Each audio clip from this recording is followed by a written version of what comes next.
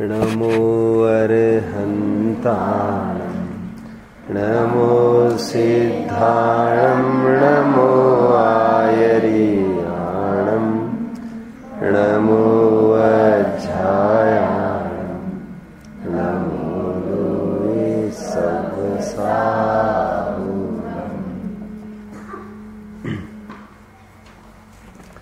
काकचेष्टा बको ध्यानं श्वान निद्रा तथैव च अल्पाहारी गृहत्यागी विद्यार्थी पंचलक्षणम्।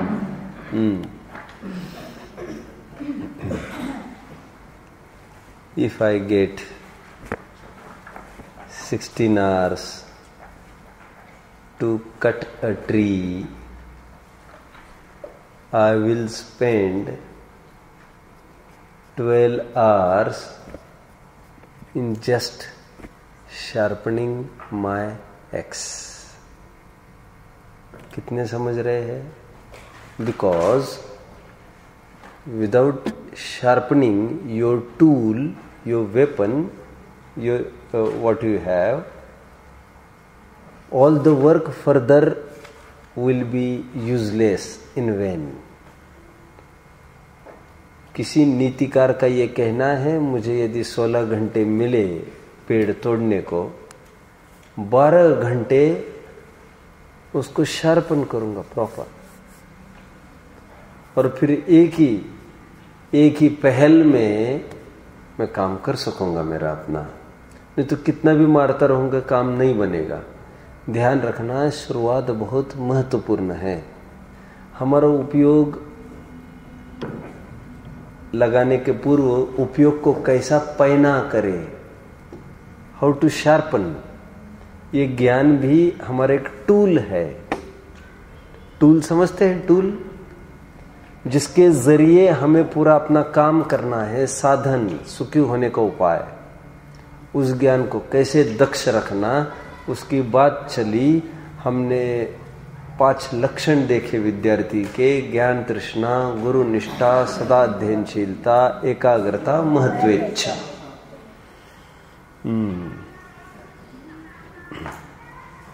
सदा अध्ययनशीलता को अभीक्ष्ण ज्ञान उपयोग कहते हैं, निरंतर रीडिंग। कॉन्सेंट्रेशन एकाग्रता है। महत्वेच्छा इज एम्बिशियसनेस। ओके। ज्ञान तृष्णा इज अर्ज फॉर नॉलेज। ठीक है। अब जो 5 लक्षण का दूसरा छंद हमने प्रारंभ किया है, जिसमें बको ध्यानम पहला लक्षण हमारा चल रहा है। काक चेष्टा, कौवे समान चेष्टा होनी चाहिए हमारी। ध्यान रखना, कौवे समान मतलब यहाँ पर उसकी तरफ संकेत है जिसको हम शेयरिंग ऐसा कह रहे थे, वात्सल्य ऐसा कह रहे थे। ठीक है। हाँ, कोई भी अचर्चित बिंदु रहा था? कोई अचर्चित बिंदु रहा था? हाँ, एक अचर्चित बिंदु रहा था। मैंने कहा था उस छंद का अर्थ अगले पीरियड में देखेंगे। अयम निजः परो वेत्ति गणना लघु चेतसा उदारचरिता नाम तु वसुधैव कुटुम्बकम्। अयम निजः परो वेत्ति, यह मेरा है और वह तुम्हारा। यह मैं और वह तुम, यह मेरा और वह तुम्हारा।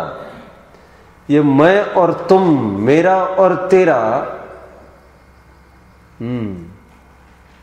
यह हल्की बुद्धि लोगों की उपज होती है, तब जाकर ऐसे शब्द मुंह से निकलते हैं। गणना लघु चेतसा, जो हल्की बुद्धि वाले जीव है, उनके ही दिमाग में तेरा और मेरा ऐसी दुर्बुद्धि होती है। उदार चरिता नाम तू, जो उदार सोच वाले लोग होते हैं वे तो वसुधैव कुटुंबकम की भावना वाले होते हैं। सज्जनता से कहो भाई सब आप ही का है, और अथवा तो ये कहे हमारा है तुम्हारा और मेरा क्या बात है। शेयरिंग कहते हैं, शेयरिंग। उदार चरिता नाम तो वसुधैव कुटुंबकम, वसुधा एव कुटुंबकम, पूरी वसुधा ही हमारा कुटुंब है, संसार ही अपना पूरा कुटुंब है। समझ में आ रहा है? We all are family members. आप गुरुकुल में यहाँ पर पढ़ने के लिए आए हैं, आपकी मनोभूमि में ये धारणा होना चाहिए तेरा और मेरा ऐसा कुछ भी डिस्टिंग्विश यहाँ पर नहीं होगा। समझ में आता है आपको? जात पात का भेद का तो सवाल ही नहीं होना चाहिए। वैसे तो वैसे सवाल भी खड़ा नहीं होता है, अब सब एक ही जाति के हैं। लेकिन कल आपने गौर किया थोड़ा, मैं आ रहा था 2-4 दिन पहले, यहाँ पर कुछ लोग मेरे से बात कर रहे थे पीछे। किसी ने गौर किया?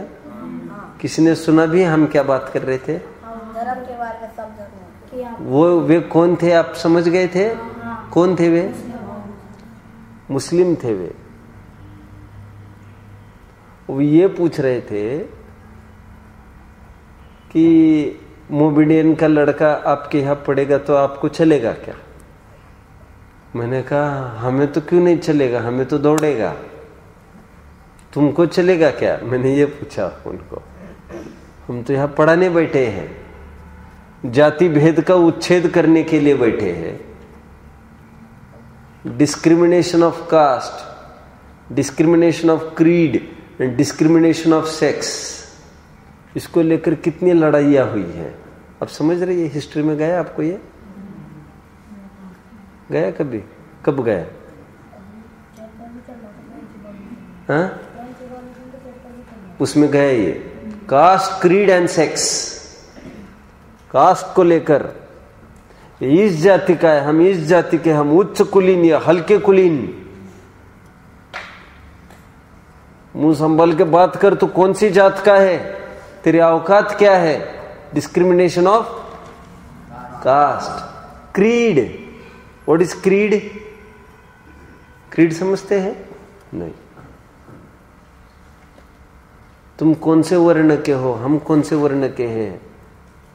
तुम काले कलुटे, हम गोरे।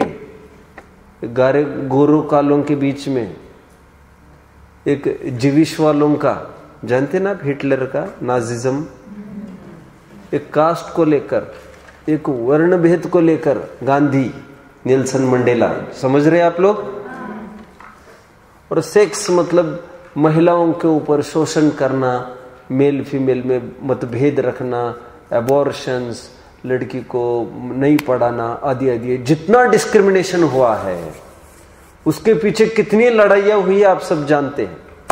स्लेवरी चलती थी पहले, जिसके पीछे अब्राहम लिंकन ने खूब अपना योगदान देते हुए स्लेवरी को पूरा इरेडिकेट किया।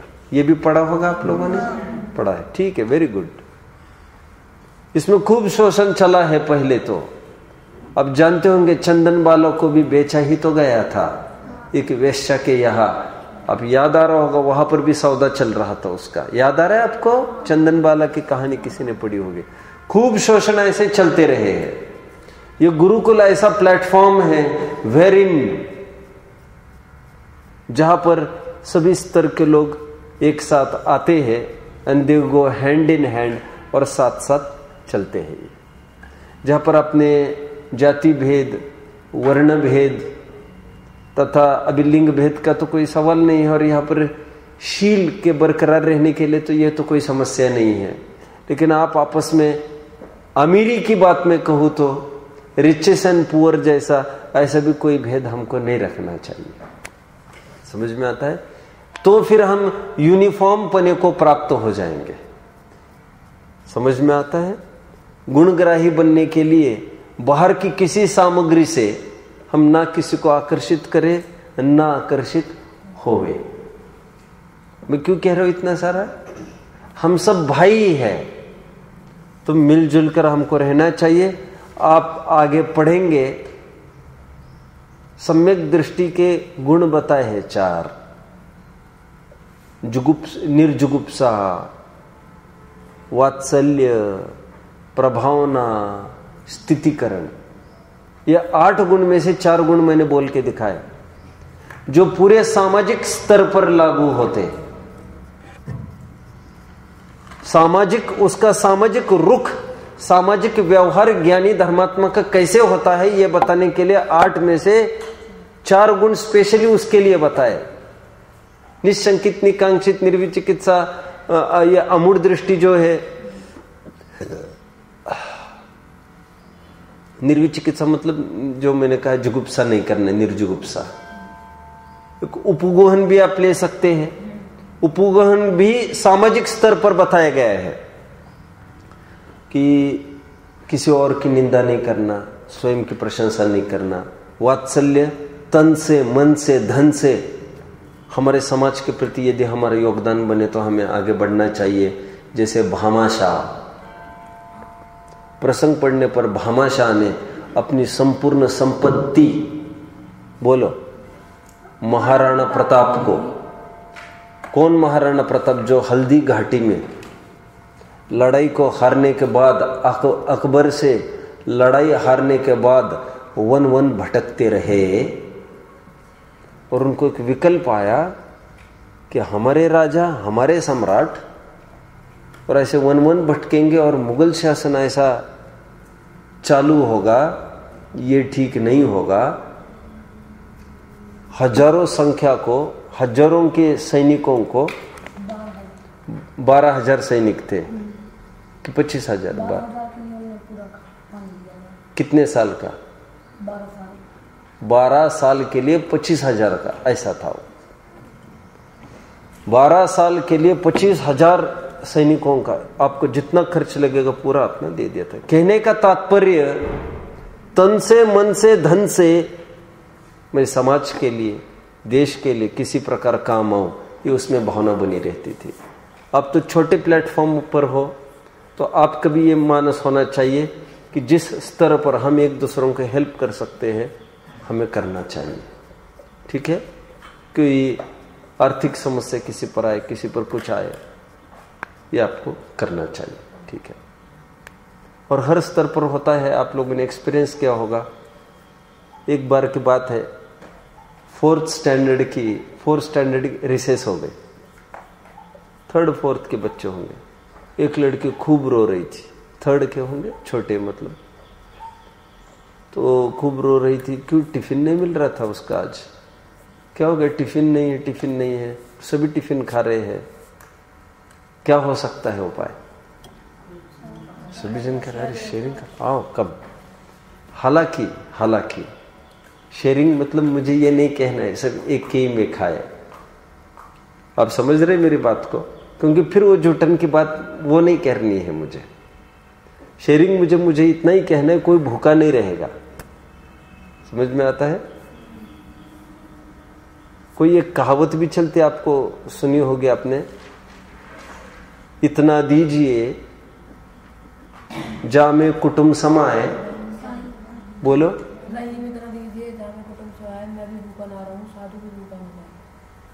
फिर से रहीम इतना दीजिए जामे कुटुंब समाए। अच्छा, रहीम की बात कर रहे हैं, कोई बात नहीं है। मैंने जो छंद पढ़ा उसमें रहीम से चालू नहीं, लेकिन यही बात है। वो रहीम इतना दीजिए जामे कुटुंब समाए, मैं भी भूखा न रहूं और साधु भी। ऐसा नहीं है क्या? मैं भी भूखा न रहूं, साधु भी भूखा न रहे। ऐसा नहीं है। मैं भी भोजन करूं और साधु भी भूखा न जाए, ऐसा कुछ है। बात तो एक ही हो जाएगी वो, लेकिन दोनों जगह वो एक शब्द वो नहीं है। कोई बात नहीं, छंदों में तो चलता रहता है ऐसा, उसमें कोई फर्क नहीं पड़े। तो काक चेष्टा के जरिए हमने देखा। और उदात्त भावना और शेयरिंग की ये कहनी है कि जैसे खास तौर पर आप में से कोई बीमार पड़ता हो, अब जरूर इसका ध्यान रखें कि आपस में वैयावृत्ति कैसे कर सकते हैं। हाथ पैर दबाने की कोई बात हो, भोजन लाना करना हो, कभी खिलाने की भी नौबत आए, कैसी भी बात आए, आपको इसका ध्यान रखना चाहिए। वैयावृत्ति की भावना इसमें पनपती है। वैयावृत्ति समझ में आता है? जो आपस में हेल्प करना बीमारी के काल में, उसको वैयावृत्ति कहते हैं। और प्रसंग पढ़ने पर कुछ सुनाना आदि, कुछ नहीं तो पास में बैठना, पूछना भर कैसे है आप, ठीक है, कुछ हम कर सकते हैं आपके लिए, ये भी आप उसको बहुत मेंटल पीस देता है। और ये गुरुकुल में पढ़कर ये यहीं पर पढ़ना है, क्योंकि अब यहां से घर पर जाते हैं, अब जिनके बीच में उठेंगे बैठेंगे ऐसे बड़े बुजुर्ग होंगे, फिर उनकी वयोवृत्ति में आप माहिर हो जाएंगे और घर घर ऐसा एक वृद्धाश्रम भी तैयार होगा। फिर हमारे बाप दादाओं को किसी बाहर के वृद्धाश्रम में जाने की आवश्यकता क्या पड़ेगी? समझ रहे सब बात को? वृद्धाश्रम सुना है आप लोगों ने? अनाथाश्रम सुना है आप लोगों ने? आजकल भारतीय संस्कृति में विदेशी संस्कृति वत देखम देखी वृद्धाश्रम को अंगीकार कर लिया है भारतीय संस्कृति ने। और कहीं कुछ नहीं बना, बड़े बड़े अरब अरब पति आज बेचारे वृद्धाश्रम के राह पर चल रहे हैं। और जिनके अभी अभी एक इंटरव्यू में बोल रही थी एक स्वयं वृद्धाश्रम की संचालिका, शर्म नहीं आती समाज वालों को? एक कलेक्टर की मां किसी किसी को पर मंथ 4 लाख 5 लाख ऐसा पे है गवर्नमेंट जॉब्स में, और उनके माता पिता यहां पर अन्न के लिए मोहताज है। ये प्रसंग क्यों बना? ये वृद्धों की सेवा की भावना नहीं होती है इसलिए। तो सुंदर बात यह होगी कि वृद्ध जन बुजुर्ग जन हमारे घर की धरोहर रियल प्रॉपर्टी हुआ करती है। हम उनका जितना संरक्षण संवर्धन कर सके हमको करना चाहिए। कभी प्रसंग बढ़े तो वे बिछाने में टट्टी पेशाब भी कर सकते हैं। और बुढ़ापे की हालत कैसी है आप सब जानते हैं। नाक ही बहे, लार ही बहे, ऐसा तो कुछ है ही नहीं। उनका शरीर भी जर्जरित हो जाता है, आंखों से नहीं दिखता है, पैर रखना मुश्किल है। बहुत अच्छी बात है, हमारे माता पिता ने हमको यहाँ पर भेजा, हमारा जीवन बनाया, उन्होंने मंदिर का अपने को समागम कराया। अपने माता पिता को दादा दादी को आप मंदिर से दूर बस नहीं करना। आपके नौकरी के चक्कर में, ब्रेन ड्रेन के चक्कर में, क्या कहा? ब्रेन ड्रेन जानते हैं? नहीं जानते। आजकल ब्रेन ड्रेन मतलब आजकल जो यहाँ पर बहुत पढ़ लिखते हैं और विदेशों में जाकर जॉब करने लगते हैं, उसको कहते हैं ब्रेन ड्रेन। क्या कहते हैं? Brain drain. ड्रेन मतलब रिक्त होना, खाली होना। गवर्नमेंट ने पूरी सब्सिडीज देकर, अपनी सुविधाएं देकर तुमको यहां पर पढ़ाया। समाज का तुम्हारे ऊपर, देश का तुम्हारे ऊपर बहुत उपकार था। तुम विदेश चले गए अभी जब उनकी सेवा का अवसर आया तो। सो ही माँ बाप का हाल है। एक मेरा दोस्त था, दोस्त तो क्या था, जब हम 10वीं में 9th कंप्लीट करी थी तो 10वीं में आने को थे, तो समर वैकेशन की बैचेस के लिए हम पूना आए थे। 1-1.5 महीना वहाँ पर रहा था मैं। तो मीनवाइल एक जन से दोस्ती हुई थी, उसको सब जन चीकू कहते थे। वैसे क्रिश्चियन था वो। तो बहुत टाइम के बाद, अभी 5-6 साल के पहले उसका फोन आया पूना से। मैंने ये तो सुना था वो अमेरिका ही शिफ्ट हुआ है। तो बात हुई, बोले आओ अपन सब मिल लेंगे। मैंने कहा कहाँ पर हो तुम, क्या है? तो बोले वैसे मैं अमेरिका रहता हूँ और मैं 4 दिन में फिर से जाने वाला हूँ, विचार करना। मैंने कहा क्यों जाना चाहते, क्या करते हो, क्या है? और शादी नहीं करनी है ऐसी प्रतिज्ञा भी उसने ली है। जैन तो है ही नहीं, ईसाई है, क्रिश्चियन है। और ईसाइयों में भी ब्रह्मचर्य का बहुत प्रचलन है। आजीवन ब्रह्मचर्य लेकर जीवन भर वृद्धों की सेवा में लगाते, सोशल वर्क करते हैं, जैसे मदर टेरेसा। ऐसे करते हैं वे लोग। तो उन्होंने कहा कि मैं सोशल सर्विस करता हूँ और बहुत बड़ा जॉब है जिसका 80% इन्हीं को डोनेट करता हूँ, 20% में मैं अपना अपना चलाता हूँ और बचा हुआ पूरा दिन मैं आश्रम की सेवा करता हूँ। तो मैंने उस चीकू को कहा, मैंने कहा चीकू ये ढोंग पाखंड छोड़ दो, एकदम क्या बोल रही है। मैंने कहा तुम्हारे माता पिता, उनकी तुम इकलौती संतान, उनको यहाँ पर बुढ़ापे में इस हाल पर तुम छोड़ गए हो। अपने खून के रिश्तों को जिन्होंने पेट में पाला पोसा, उनको तुम ठोकर मार के वहाँ हजारों की सेवा कर रहे हो। मुझे तो ये बात जम नहीं रही है। मैंने कहा हम अपना कर्तव्य करें, संभव होने पर औरों का करें, वो बात अलग है। नहीं वे नहीं आ रहे ना, मैंने खूब मनाया उनको। मैंने कहा तुमने मनाया कि दुराग्रह किया उनको वहां आने का? तुम अनुशासक क्यों बनते हो, प्रशासक क्यों बनते हो? उनके अनुशासन में चलो। मैंने कहा तुम्हें देश सेवा करने के लिए भारत कोई कम प्लेटफॉर्म था क्या? यहाँ पर गरीब और पीड़ित रोगी नहीं मिलेंगे क्या तुमको? यहाँ के फुटपाथ क्या खाली है क्या? रेलवे स्टेशन क्या खाली है क्या? मैंने कहा यहाँ पर पढ़े, यहाँ पर लिखे, सब सुविधाएं देशवासियों के लिए, यहाँ पर सब समाज की रिस्पेक्ट ली, सब कुछ सेवा यहाँ पर ली, आदर सम्मान सहयोग। अब वहां पर तुम जाकर सेटल हो गए। मुझे तो यह बात कुछ समझ में नहीं आती है। खैर मुझे तो अभी कहने की बात यह है, ये जो काक चेष्टा के जरिए जो आपस में वात्सल्य और प्रेम की बात है, इसके जरिए हमारी उदात्त सोच ये है, अब घर पर जाकर माता पिता की सेवा करो और घर घर में बोलो भैया, घर घर में वृद्धाश्रम हो, अर्थात घर घर में वृद्धों की सेवा का बराबर वहीं पर अवसर हो।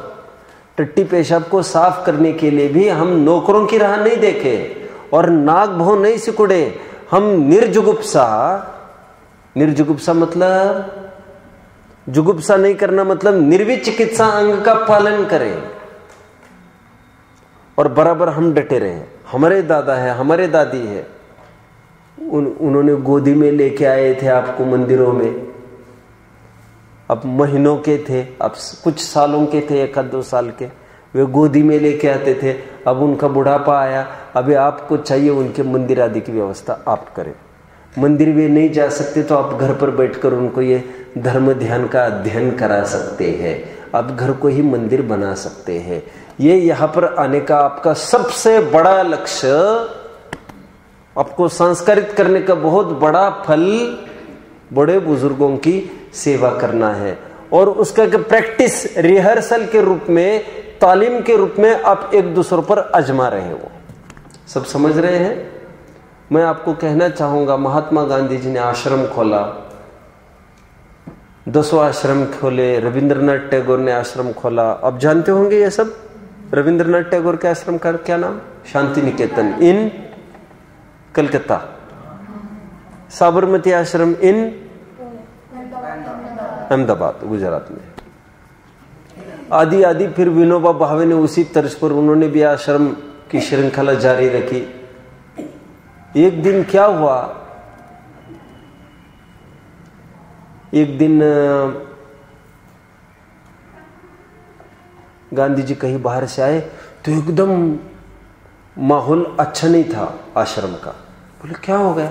बोले इन्होंने बहुत बड़ी गलती करी। विनोबा जी ने, खास शिष्य माने जाते थे वे गांधी जी के। क्या गलती करी इन्होंने?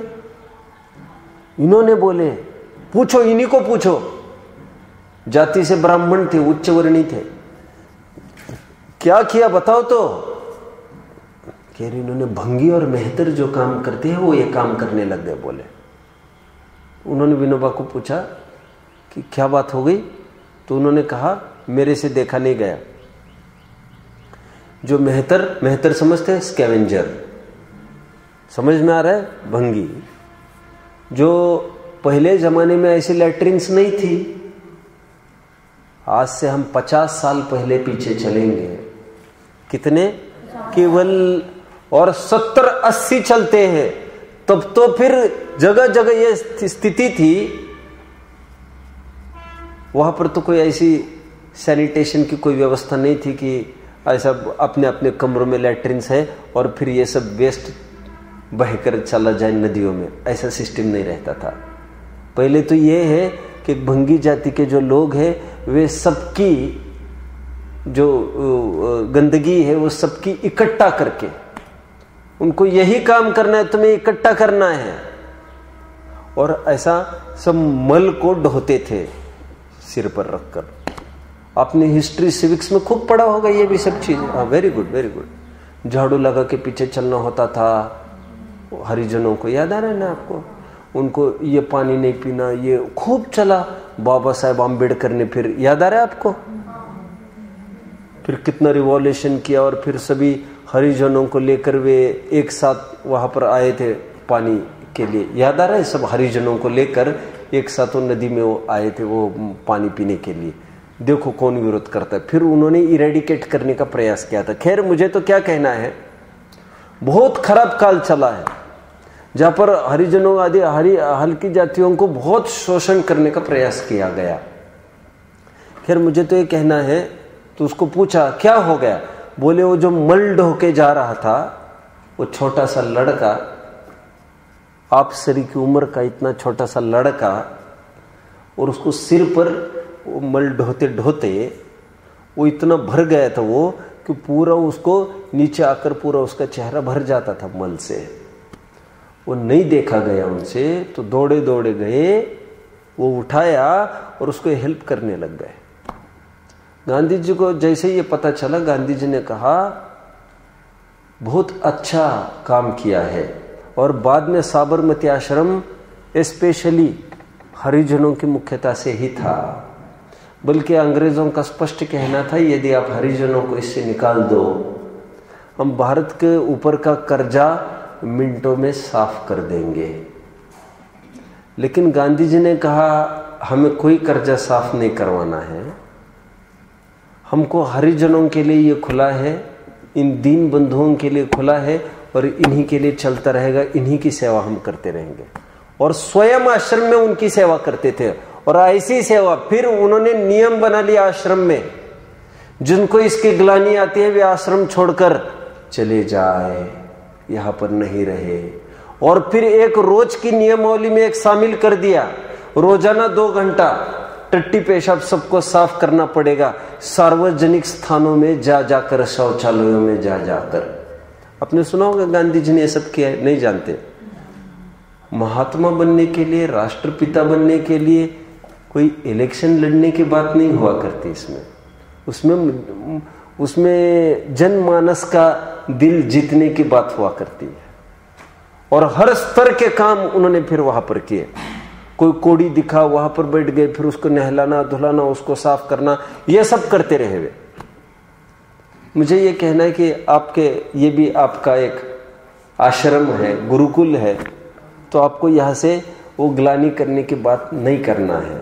आप समझ रहे हैं? किसको कैसी भी समस्या आए, हमको छी छी और ये ऐसे शब्दों का प्रयोग नहीं करना है।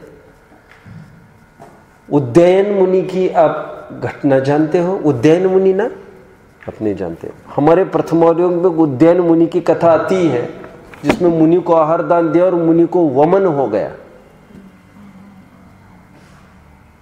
मुनि को वमन हो गया। उद्दयन राजा थे आहारदाता, उद्दयन राजा आहारदाता, और मुनि का नाम मेरे ज्ञान में नहीं है।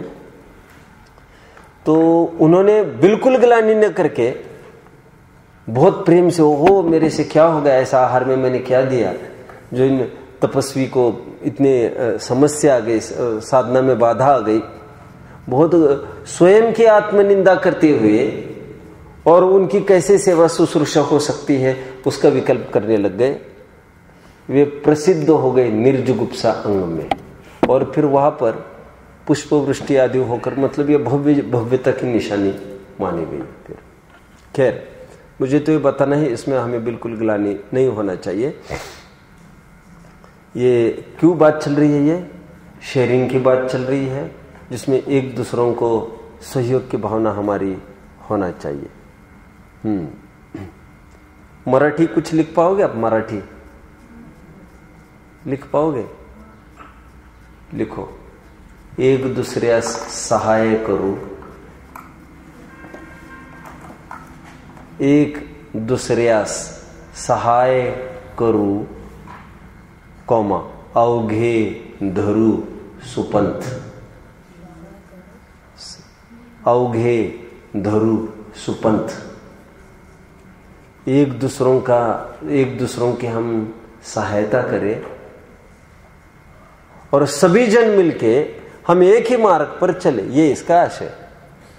ठीक है। आपने झांसी कितने जन कभी हुए होंगे?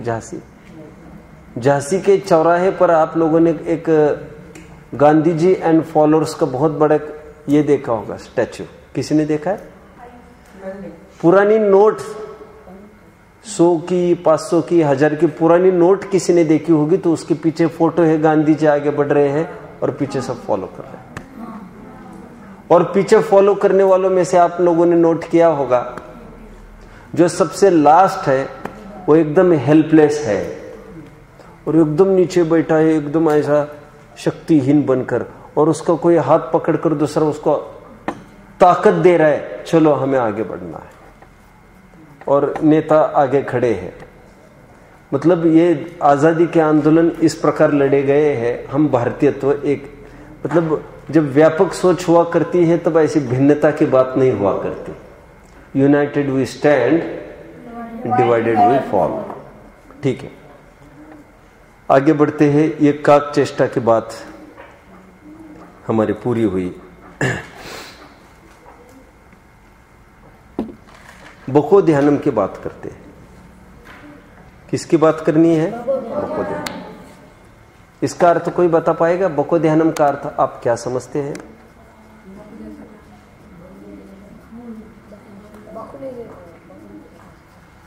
इसका अर्थ बता पाओगे आप? बगुले जैसा ध्यान आप बोल रहे हो, बगुला कहना है ना आपका। बगुले जैसा ध्यान मतलब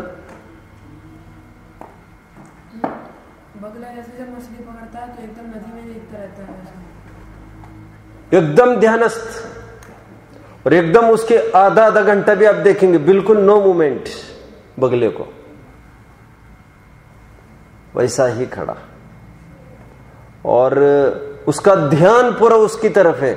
एक भी मछली दिखी जाते समय बस एकदम चोंच मारता है, बस उसको उठा लेता है। इतना शार्प अटेंशन। बात यहां पर कौवे का उदाहरण, बदक का उदाहरण देकर वो दूसरी कोई गंदी बात नहीं कहनी है, क्योंकि मांसाहारी तो दोनों है। उदाहरण एक देश चल रहा है, यहां पर कंसंट्रेशन की बात चल रही है। ठीक है। रामायण का भी एक प्रसंग है। दंडकारण्य में जब राम, सीता, लक्ष्मण जब जंगल में निकल रहे थे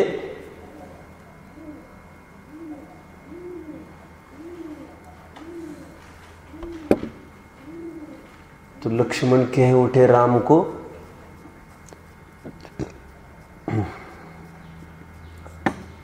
कि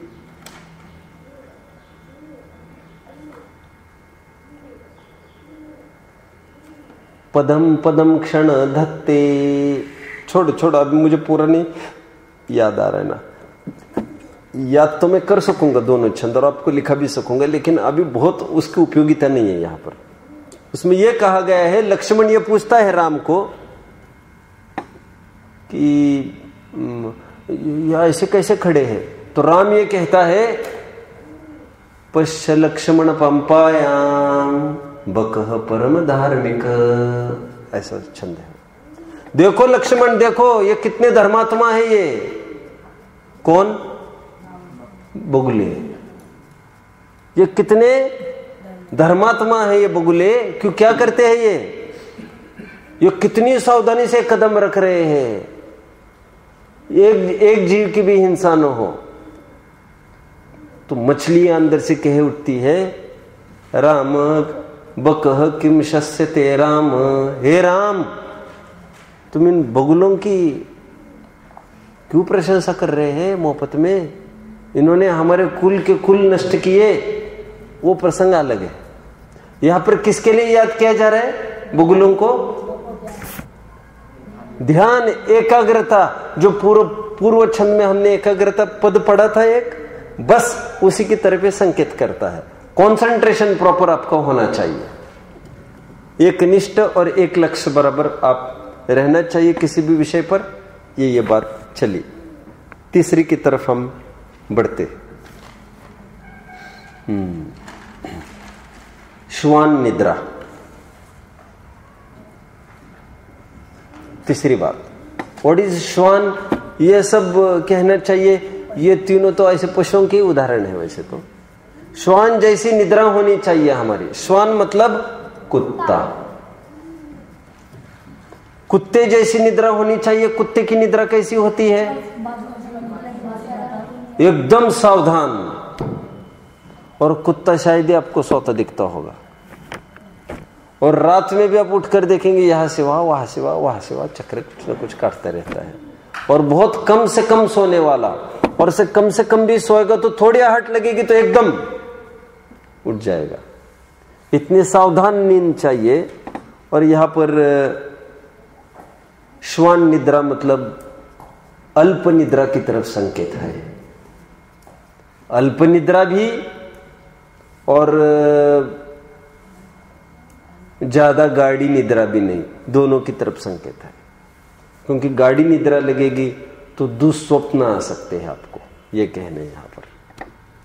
और इससे बहुत एक बात समझ में आती है, निद्रा की तरफ संकेत क्या है। विद्यार्थी का लक्षण क्या है? कम निद्रा होना चाहिए आपकी, क्योंकि निद्रा और परिश्रमणशीलपना ये एक दूसरों के विरोधी है। निद्रा मतलब आलस, परिश्रम के विरुद्ध है आलस। तो आपको चाहिए कि आप तो आजकल आप कितने बजे उठ रहे हैं? सब 5:30 बजे उठते हैं आप लोग। 5:30 बजे उठ जाते हैं, वेरी गुड, अच्छा है वैसे। 5:30-6 बजे उठते हैं। वैसे आपको ये चाहिए, भले ही आपकी क्लास नहीं चल रही है, आप आजीवन ये आदत लगाए कि आप बराबर 5 बजे तो उठना ही उठना है मुझे। चाहो तो थोड़ी सी एक्सरसाइज कर सकते हैं आधा घंटा, और कुछ नहीं सही, यह समय चिंतन के लिए बहुत सुंदर उपयुक्त है। आप उठे और बिछाने छोड़कर आप पंच परमेष्टि का स्मरण करें कायोत्सर्ग करके। फिर आप चाहो तो सामयिक कर सकते हैं, वैसे बैठकर 15-20 मिनट, चाहो तो 20 मिनट आत्मा परमात्मा का चिंतन कर सकते हैं, वही जो आपके दिनचर्या के पाठ में लिखा है। ठीक है। हमारी एक ग्रंथ में, सागर धर्मामृत नाम के ग्रंथ में ऐसा लिखा कि दिनचर्या क्या होनी चाहिए, ऐसा प्रश्न पूछा। तो ऐसा लिखा, ब्रह्मे मुहूर्ते उत्थाय, ऐसा लिखा। क्या करना चाहिए? ब्रह्म मुहूर्त में उठकर वृत्तम पंच नमस्कृति आदि आदि ये विचार करना, कह रहे पंच परमेष्टि का स्मरण करना आदि आदि। वो छंद है पूरम। मुझे तो इतना ही कहना है, ब्रह्म मुहूर्त में उठने की बात कही है। अब जानते हैं सुबह का समय ब्रह्म मुहूर्त कहलाता है। कोई जानता है? सुना है आप लोगों ने? ब्रह्म मुहूर्त कहते हैं इसको। ब्रह्म मतलब शुद्ध, ये बहुत शुद्ध काल माना जाता है। और इसको हिंदू संस्कृति में इस टाइम को, सुबह से 3 से लेकर 6 तक के टाइम को राम प्रहर कहते हैं। कोई जानता है? नहीं जानता है। राम प्रहर, उस प्रहर को, प्रहर 3 घंटे का होता है, इस प्रहर को राम प्रहर कहते हैं। हिंदू मत वाला ऐसा मानते हैं कि इस समय में राम भ्रमण करते हैं सब जगह ऐसा। और आपको स्वास्थ्य की दृष्टि से विचार करो तो आपका स्वास्थ्य भी एकदम अच्छा रहता है। इस समय में उठने वालों को चश्मा नहीं लग सकता, लगे वालों को घटेगा, आदि आदि बहुत सारे उपयुक्त लाभ बताए गए हैं। तो ये सुबह जल्दी उठना, ये आपके जीवन की आदत होना चाहिए। Early to bed, early to rise, बोलो, keeps the person healthy and healthy and wise, बराबर ऐसे ही नहीं, healthy and wise, healthy wealthy, ठीक है, वेल्दी भी ले लो एंड वाइज, विचारणीय बात है। Early to bed early to rise, आप जल्दी सोएंगे जल्दी उठेंगे, आपको चाहिए आप 9-10 बजे सो जाना चाहिए आपको। एग्जाम विशेष की बात मेरी अपनी नहीं है, एग्जाम में भले वो 11 भी हो जाए आपकी। अभी मुक्ति दीदी की भी बोर्ड एग्जाम्स हो गई 10th की, तो मैं उसको बार बार कहता था, बेटा अब 11 के बाद यदि जगोगी तो मैं बात नहीं करूंगा तुमसे, ये आदत अच्छी नहीं है, चाहो तो तुम 4 बजे उठ जाओ, जगना नहीं ज्यादा, और जो भी होगा सो होगा, स्वास्थ्य के साथ क्यों खिलवाड़ करें हम। तो 10 ये लास्ट टाइम रखे, और उठने के लिए तो आप 4 बजे भी उठ सकते हैं। और हमको तो जीवन भर की आदत लग गई, स्कूल लाइफ में भी बाद में भी सर्वत्र 4 बजे ही उठते रहे हम, और कितना ही काल तो सालों तक 3-3 बजे और 2-2 बजे भी उठते रहे। मतलब एक आप जैसे आदत डालोगे वैसा आपकी बॉडी यूज्ड टू हो जाएगी। अल्प निद्रा की बात चल रही है। अल्प निद्रा का एक अर्थ यह भी है, दोपहरी में हमें शयन नहीं करना चाहिए, कम से कम नींद की बात चल रही है।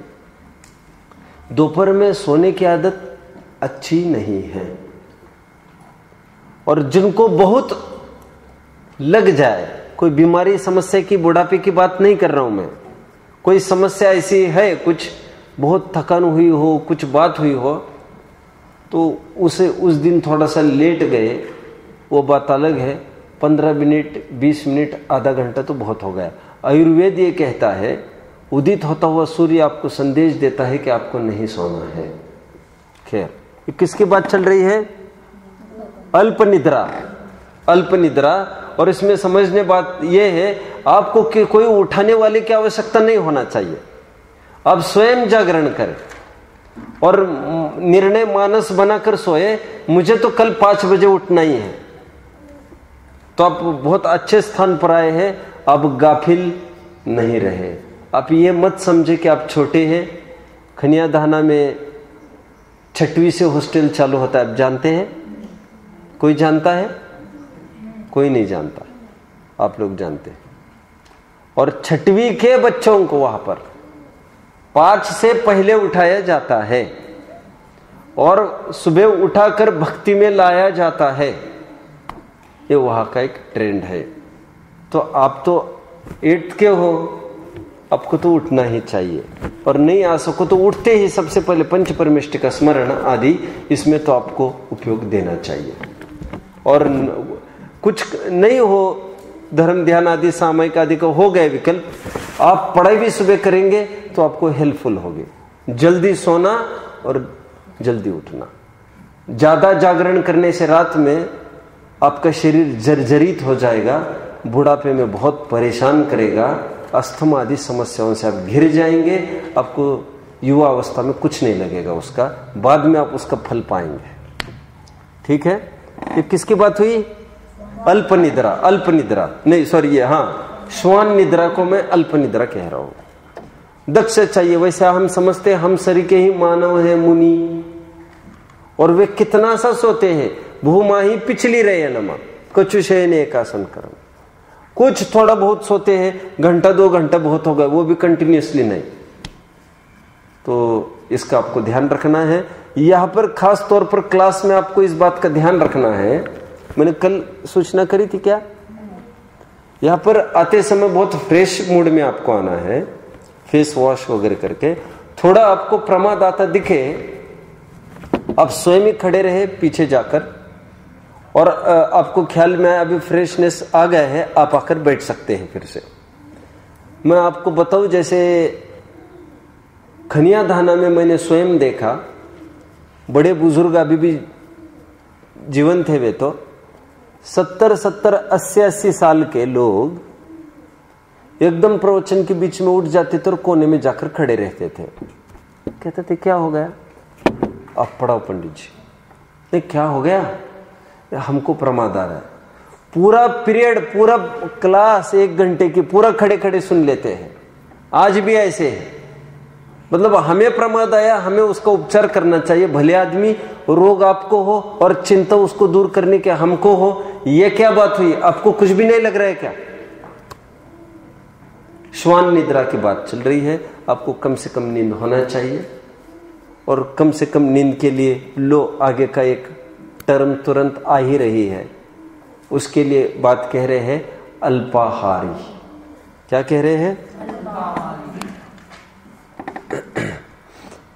तो अल्पाहारी का मतलब है आपको सीमित डाइट रखना चाहिए, ज्यादा गरिष्ठ भोजन नहीं करना चाहिए। हालांकि ये तो आप गुरुकुल में हो तो आपको तो मिलता भी नहीं है, तो आपको इसकी तो चिंता का कोई बात नहीं है। वैसे तो स्वास्थ्य अच्छा रखने के लिए भी बहुत पेट भर भोजन करना जरूरी नहीं होता। वैसे जितना भी खाते हो आप चबा चबा के खाओ, वो आपको लाभदायक हो जाएगा।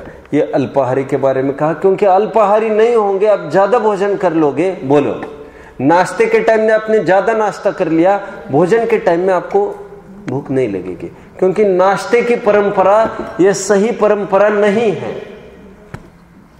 समझ में आता है? सही परंपरा अपनी ये रही है, सीधा 10 बजे भोजन कर लिया, 10-11 के बीच में।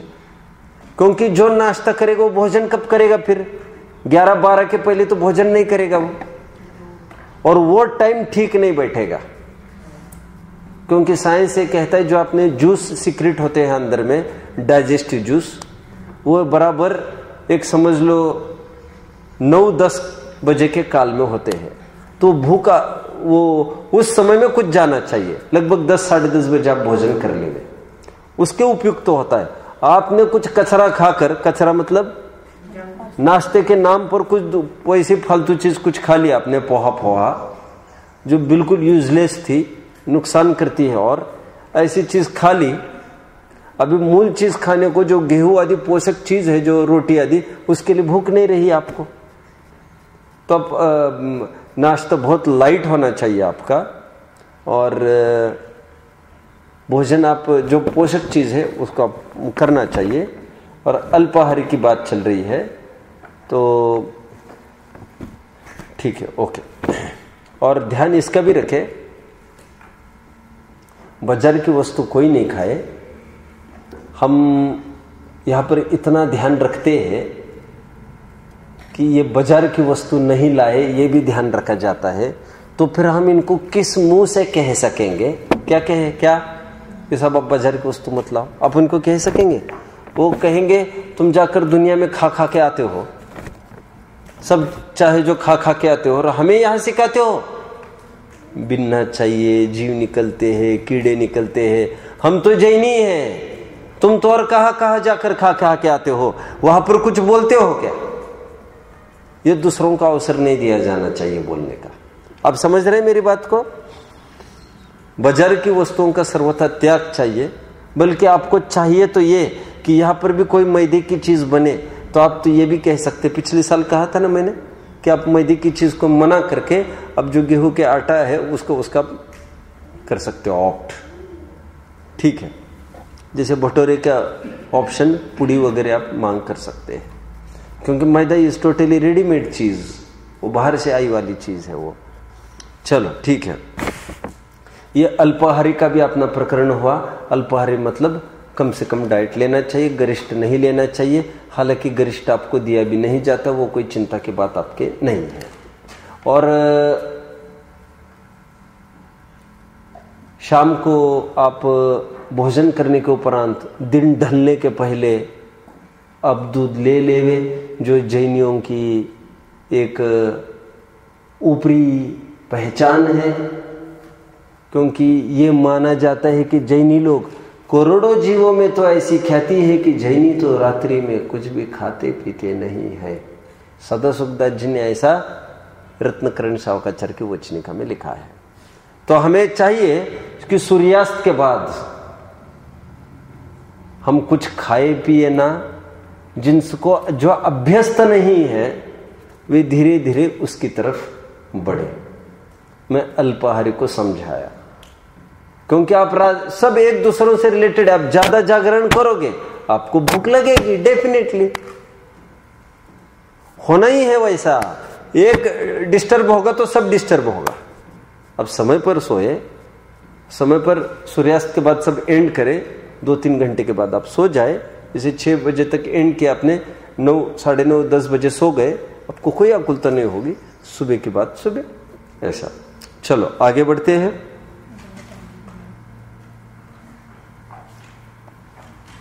अंतिम, ग्रह त्यागी, बहुत सुंदर विशेषण है ये। आपको जरूरी है, ये कह रहे हैं कि आपको घर गृहस्थी का त्याग करना जरूरी है विद्यार्थी को। अब उन विद्यार्थियों की कल्पना करो, आपके स्कूल में कितने जन पढ़ते हैं? यहां पर 1500, 2000 जन पढ़ रहे डीपीएस में सामने। वे ग्रह त्यागी नहीं है। ग्रह त्यागी तो कितने सीमित है उसमें, 100-200 मान के चलो। उसमें से आपको अपन समझे तो एक 100 जन ग्रह त्यागी है। विद्यार्थी का ये जरूरी लक्षण है, वो ग्रह त्यागी होना चाहिए। क्योंकि घर में रहते हुए फिर दोनों का प्रभाव नहीं चल सकता। डॉक्टर एक साथ आपको बीमारी हुई और दोनों डॉक्टर का प्रिस्क्रिप्शन लेते रहे, ऐसा चलेगा क्या? डॉक्टर ये कहता है पहले या तो उसका लो, आपकी मन मुराद पूरी कर लो, फिर मेरे पास आओ। ऐसा होता है, आपने देखा है? ऐसे दोनों भी खाओ तो कोई कुछ ना कुछ जुगाड़ लग जाएगा, कहीं ना कहीं तुक्का लग जाएगा। ऐसा चलता है क्या? और माता पिता के आप साथ रहते तो दिक्कत क्या है भाई?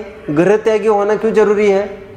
मैं आपको बताना चाहता हूं कि पहले जमाने के जो पहले तो दस्तूर हुआ करता था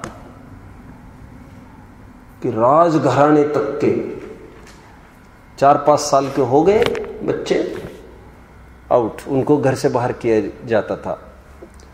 और लौटते लौटते कब आते थे? मैंने उस दिन बात कर रहा था, मैं 25 साल जब शादी के बेला होती थी तब आते थे वे घर पर लौट के। इसका प्रमाण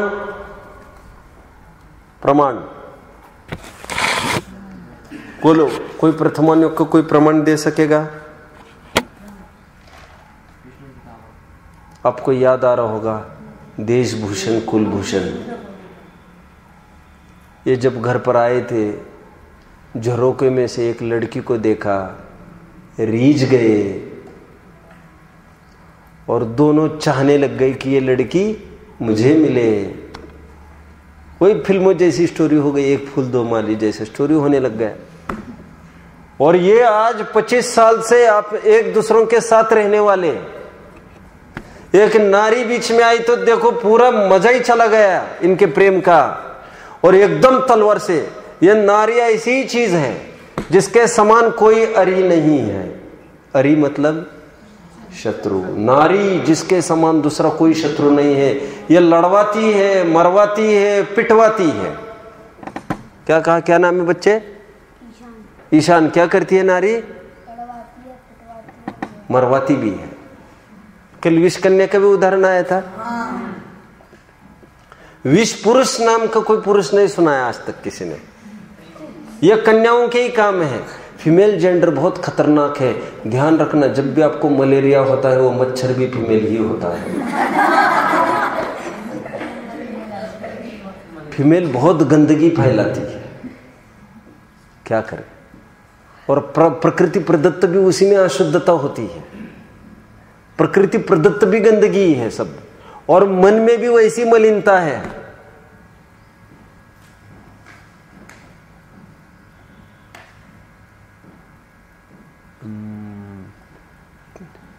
चित्तेन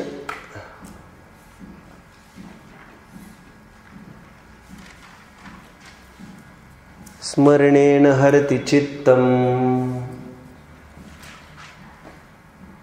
स्मरणेन हरति चित्तम। Why don't you write Bengaluru? Laddu लिखो, जलेबी लिखो, जलेबी जलेबी लिखो, लिखो तो कुछ ना कुछ बंगलुरु।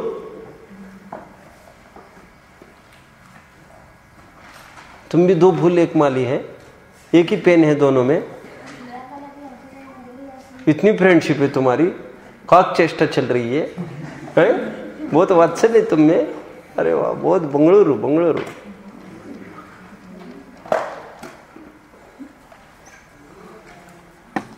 कहाँ तक आया? आपके पास पेन नहीं था तो अभी तक आप बोल देते। चला गया अभी? अच्छा, मतलब उसको पैर है, फिर पता नहीं। अरे गजब हो गया। स्मरणेन हरति चित्तम स्पर्शनेन हरति बलम। स्पर्श क्या कहा? स्पर्शनेन हरति बलम संयोगेन हरति प्राणान नारी प्रत्यक्ष राक्षसी। नारी प्रत्यक्ष राक्षसी। 32 आउट्स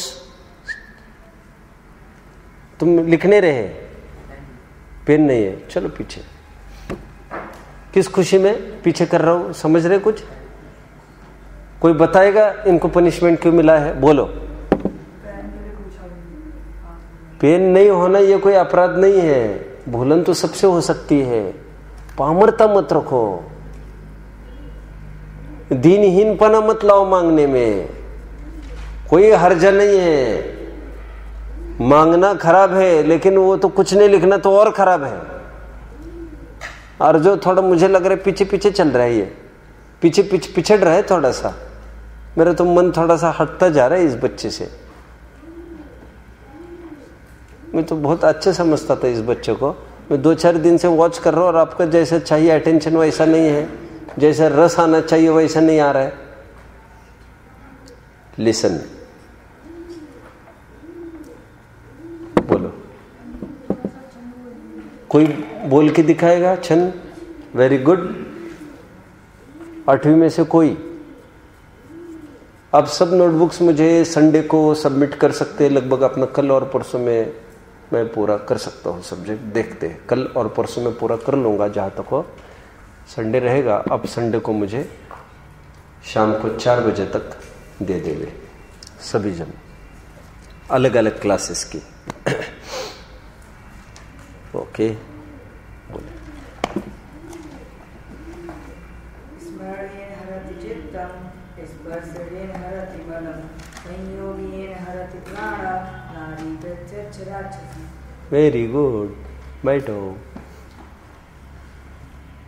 स्मरणेन हरति चित्तम, स्मरण करने से एकदम चित्त हिरा जाता है, एकदम उपयोग एकदम डाइवर्ट होता है, एक्सीडेंट भी हो जाए को तो। दृष्टि हटी,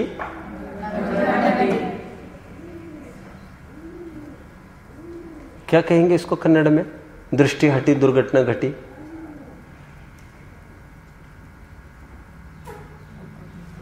वहां पर कुछ नहीं लिखा रहता है रोड पर, नींद को उत को,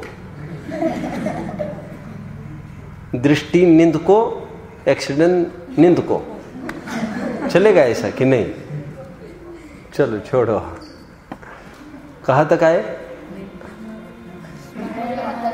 स्मरण करने से चित्त का हरण होता है, स्पर्श करने से शक्तिहीन हो जाता है आदमी, और संयोग करने से तो प्राण ही चले जाते हैं। समझ में आ रहा है? और नारी तो सभी राक्षस के गुण इसी में तो मिल रहे हैं। राक्षस को स्मरण करने से डर लगता है, फिर कुछ याद नहीं आता। देखने से छूने का तो सवाल ही खड़ा नहीं होता, और यदि उसने लपेट में ले लिया तब तो फिर कहना ही क्या, तब तो फिर तुम्हारे जान ही जाएगी। तो कह रहे यही तो राक्षस है, और क्या राक्षस है? ऐसे एक नीतिकार ने कहा है। मैं कहां तक आया था? देशभूषण कुलभूषण लौट कर आए आज, और जैसे आए एक लड़की को देखकर प्रेम हो गया, जैसे तलवार चलाने को हुए पता चला ये जो लड़की है, बोलो, बहन है उनकी। मैं इतना क्यों सुना रहा हूं? Answer the following questions. क्यों सुना रहा हूं? बहन को पहचान नहीं पाए साहब।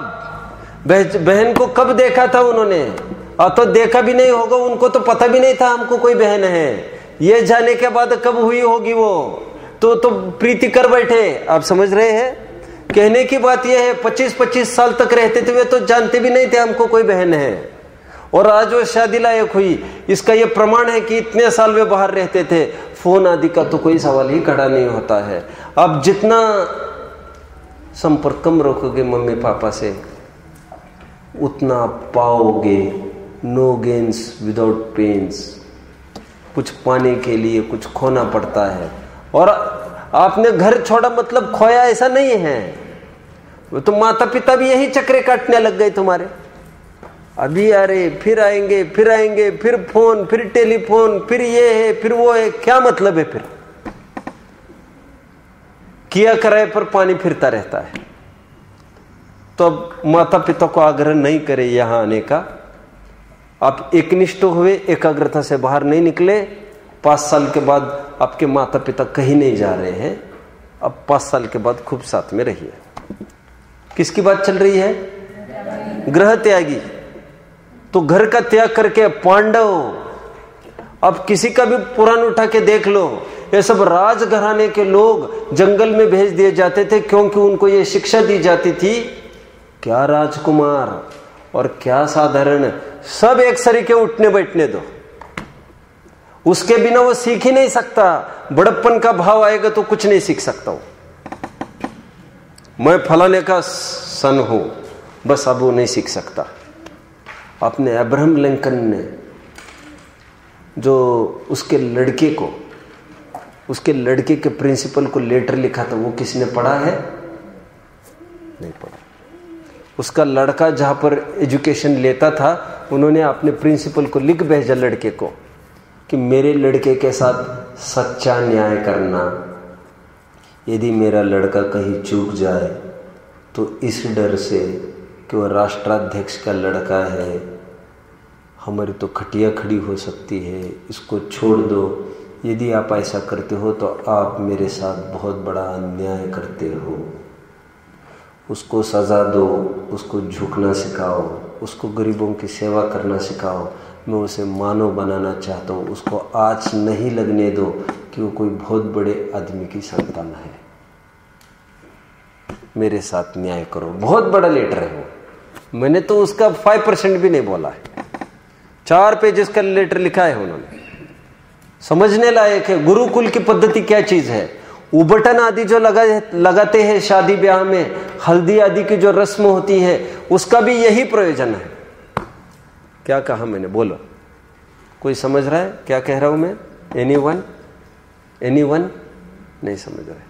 अब जानते हैं शादी ब्याह के टाइम में उबटन लगाया जाता है? कोई जानता हो?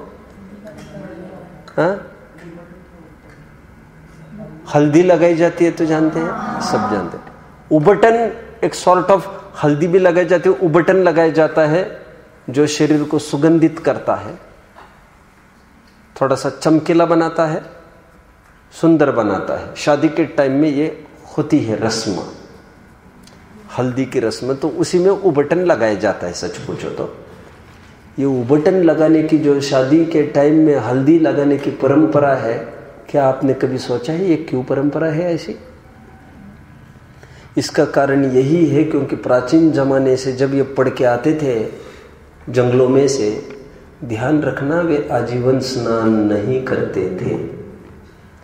अथवा ये मान सकते हो कि कभी कभार करते होंगे, रेयरली करते होंगे, अथवा ये मानो रोज करते होंगे। फिर भी रहते तो नंगे बदन ही थे ना, और कोई लाइबॉय सिंथॉल तो होने का काम नहीं था ना। क्या कहा?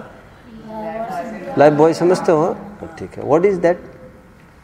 हाँ, साबुन आता है। ठीक है। तो वो तो कोई काम नहीं था। उनका शरीर धूल धूसरित हुआ करता था, मैला कुचैला हुआ करता था।